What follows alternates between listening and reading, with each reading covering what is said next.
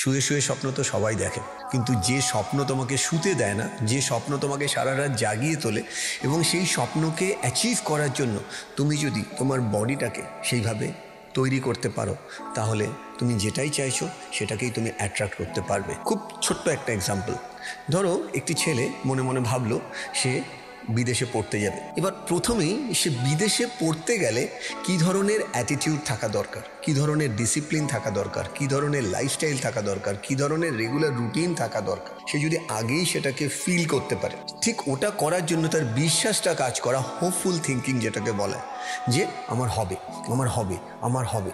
আর এই হবে future tense থেকে আমার হচ্ছেতে চলে আসতে হবে। আমি যদি প্রত্যেকটা সময় সেই বিহেভিয়ারাল প্যাটার্নটা ইনস্টল করতে পারি মোবাইলের সফটওয়্যারের মধ্যে, আর সেটাকে রোজ যদি আমি ভাবতে পারি, তখন আমার বডি সেইভাবে বিহেভ করবে।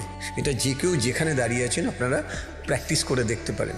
তুমি যেটা ভাববে তুমি সেটাই দেখবে। তার মানে তোমার ভিজুয়ালাইজেশন অ্যাকচুয়াল পারসেপশনের দ্বারা তোমাকে রিয়েলিটির সাথে কানেক্ট করা। অ্যাকচুয়াল রিয়েলিটি আমরা কেউ দেখছি না।